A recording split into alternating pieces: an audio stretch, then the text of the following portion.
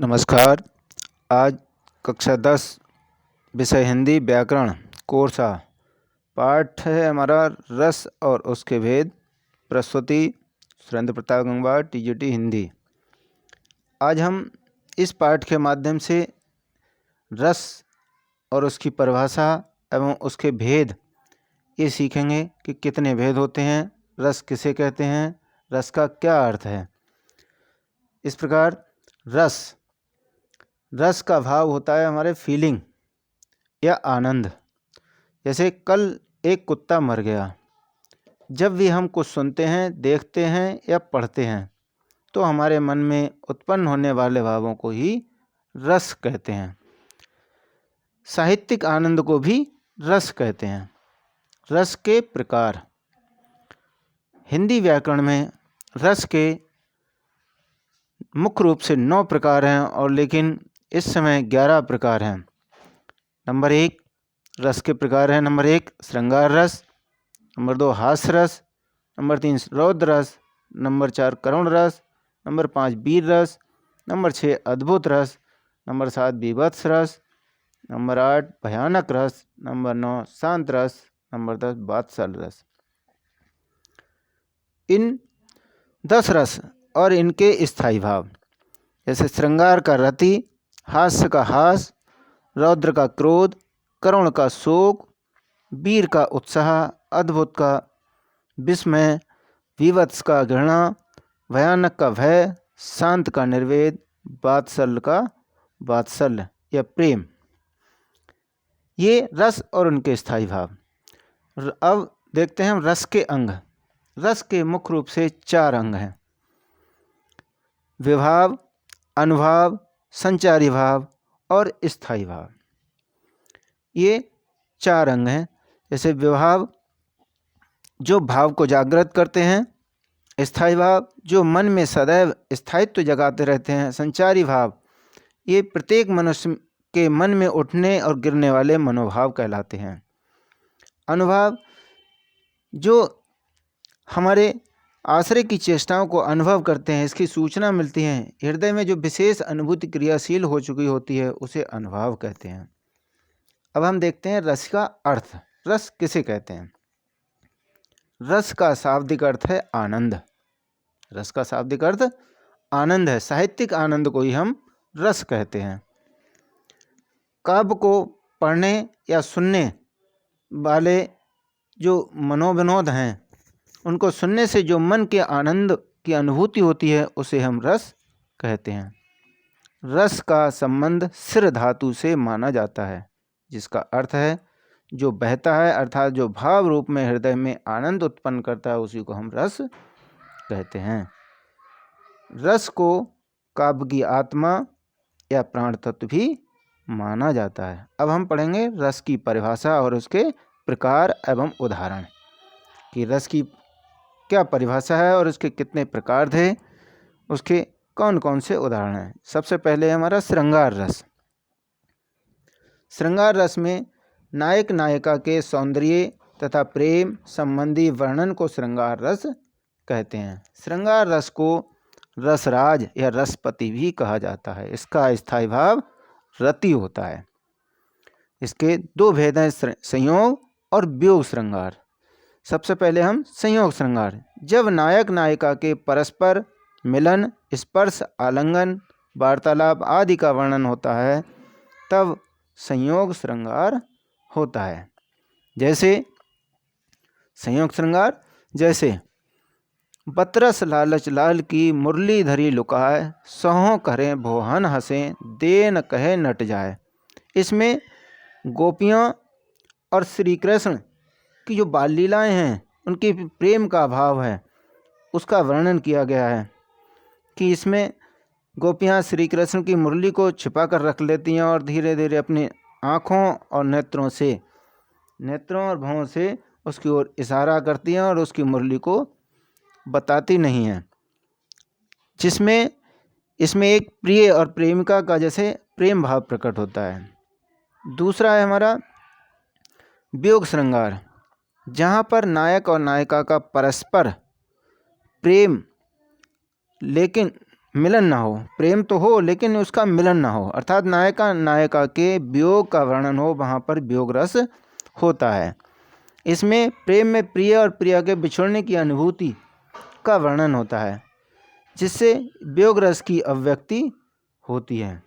जैसे इसमें बताया, निशिदिन वर्षत नयन हमारे, सदा रहित पावस ऋतु हम पर, जब से श्याम सुधारे।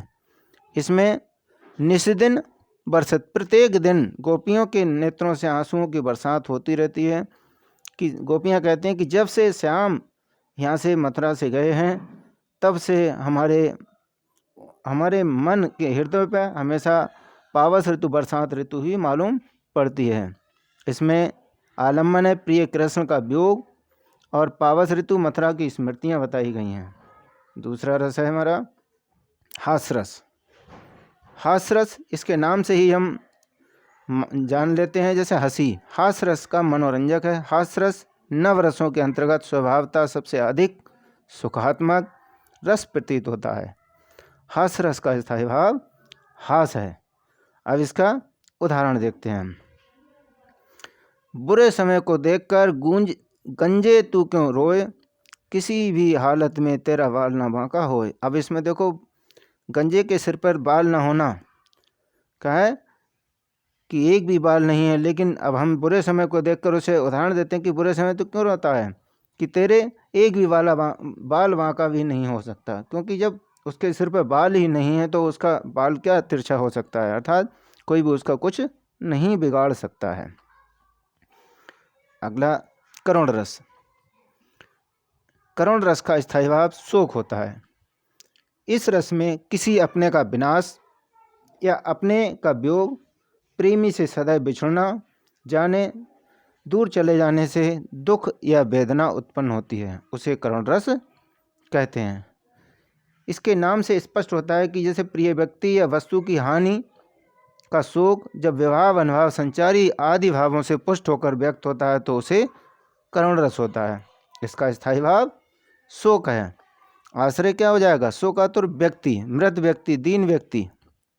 उदाहरण देखें इसका, रही खरकती हाय सूल सी पीड़ा, उर में दशरथ के गिलानी त्रास वेदना, विमंडित साप कथा वे कह न सके। अब इसमें राजा दशरथ की वियोग व्यथा का वर्णन किया गया है कि जब श्री रामचंद्र जी को वनवास हो गया था तो उस समय उनके मन में एक पीड़ा हो रही थी, और राम के वियोग की पीड़ा थी, लेकिन उस वियोग की पीड़ा को वह किसी के सामने कह ना सके, क्योंकि साप कथा वे कह ना सके। उन्हें पहले ही पता था कि मुझे साप मिला हुआ, उसी साप कथा को वह सबके सामने प्रकट करने में असमर्थ थे। वीर रस, इसका उत्साह स्थायी भाव होता है उत्साह।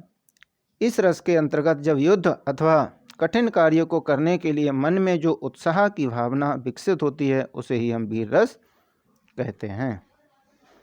वीर रस 4 प्रकार के होते हैं, युद्ध में, दया में, दान में और धर्म में, कि इसके 4 भेद होते हैं, युद्धवीर, दयावीर, दानवीर और धर्मवीर।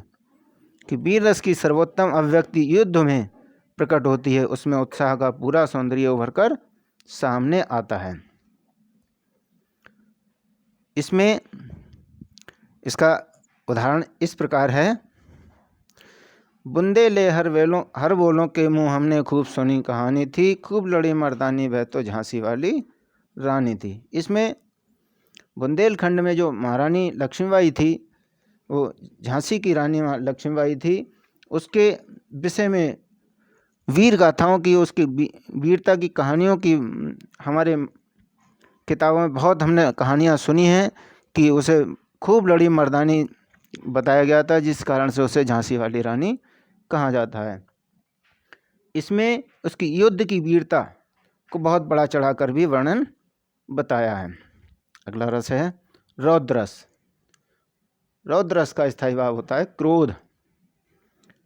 जब किसी एक पक्ष या एक व्यक्ति द्वारा दूसरे पक्ष या दूसरे व्यक्ति का अपमान करने अथवा अपने गुरुजन आदि के निंदा से जो क्रोध उत्पन्न होता है उसे हम रौद्रस कहते हैं। इसमें किसी क्रोध और प्रतिशोध का भाव भी उत्पन्न होता है। इसके अनुभाव विभाव और संचारी भाव के योग से क्रोध की उत्पत्ति होती है। जैसे श्री कृष्ण के सुन वचन अर्जुन क्षोभ से जलने लगे, सब शील अपना भूल कर करतल युगल मलने लगे। महाभारत के युद्ध में श्री कृष्ण ने अर्जुन को युद्ध करने का उपदेश दिया था। तब उस समय श्री कृष्ण के वचन सुनकर अर्जुन शोक रूप में जैसे अभिव्यक्ति करने लगे थे। खून उसका उबल रहा था। दूसरा उदाहरण है, खून उसका उबल रहा था, मनुष्य से दैत्य में बदल रहा था। अब इसका क्या है, देखो, रौद्रस क्रोध हो रहा है, उसमें खून क्रोध के मारे उसका उबल रहा है, और मनुष्य जो व्यक्ति है वह एक राक्षस के रूप में उस क्रोध के कारण बदलने लगा है। अगला, अद्भुत रस। जब व्यक्ति के मन में विचित्र अथवा आश्चर्यजनक वस्तुओं को देखकर जो विस्मय आदि के भाव उत्पन्न होते हैं उसे ही अद्भुत रस कहा जाता है। इसका स्थायी भाव आश्चर्य होता है। अद्भुत रस का स्थायी भाव क्या है? आश्चर्य। आश्चर्यजनक एवं विचित्र वस्तु के देखने या सुनने से जब मन में आश्चर्य का भाव उत्पन्न होता है तब अद्भुत रस की उत्पत्ति होती है। इसका स्थायी भाव विस्मय, अर्थात किसी विस्मित व्यक्ति, अद्भुत वस्तु या विचित्र वस्तु या अलौकिक घटना को हम देखते हैं। उदाहरण, देख यशोदा शिशु के मुख में सकल विश्व की माया, क्षण भर को वह बनी अचेतन, हिल न सकी कोमल काया। इसमें जब यशोदा बालक श्री कृष्ण के मुख में संपूर्ण पृथ्वी का दृश्य देखती है तो उसकी आंखें खुली की खुली रह जाती हैं।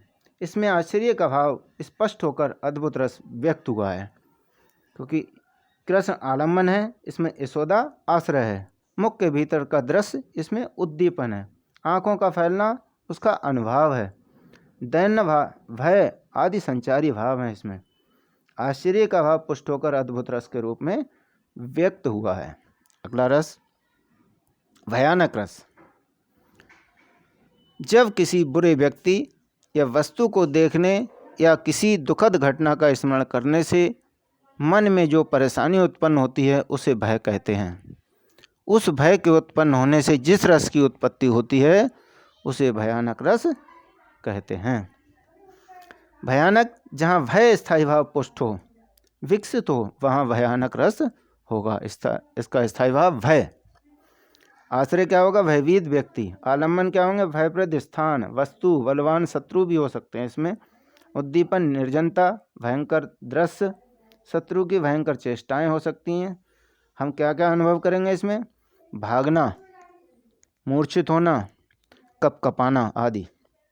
उदाहरण देखें, एक और अजगरई ही लख, एक और मृगराय, बिकल बटोही बीच में पर्यो मूर्छा खाए। अब यहाँ यात्री क्या है? आश्रय है। अजगर और सिंह भय के आलम्बन है। जो अजगर, सांप और शेर उसे डरा रहे हैं। अजगर और सिंह की भयावनी आकृति देखकर उसकी चेष्टाएं कांपने लगी हैं। यात्री का कांपना, पसीना आना, मूर्छा अनुभाव हैं। आवेग, कंपकपाना आदि संचारी भाव हैं। इस प्रकार यहाँ पर इस उदाहरण के माध्यम से भयानक रस की उत्पत्ति हुई है।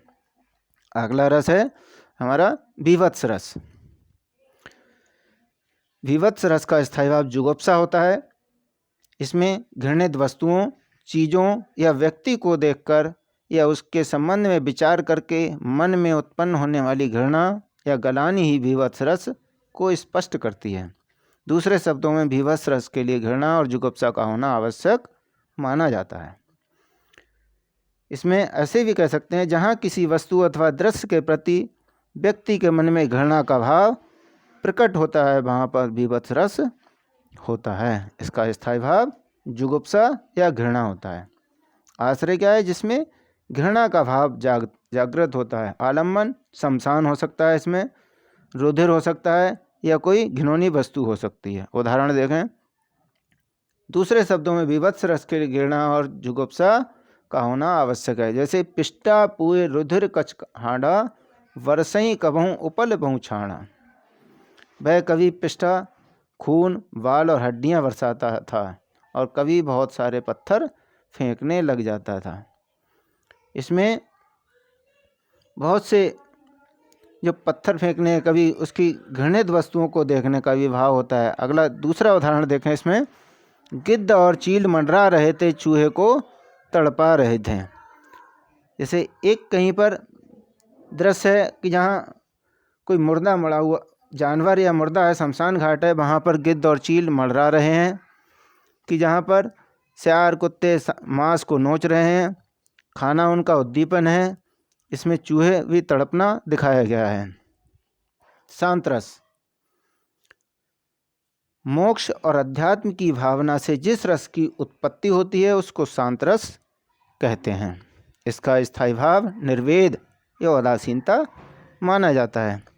जैसे जहाँ संसार के प्रति वैराग्य का भाव स्पष्ट होता है वहाँ शांत रस की उत्पत्ति होती है। इसका स्थायी भाव निर्वेद है। आलम्बन संसार की असारता है। उदाहरण, शांत रस प्रसिद्ध 9 रसों में अंतिम रस माना जाता है। शांतो अपि नवमो रसा। उदाहरण क्या है? जब मैं था तब हर नहीं, अब हर है मैं नाय, सब अंधेरा मिट गया जब दीपक देखा माए। इसमें ये कबीरदास जी का उदाहरण है।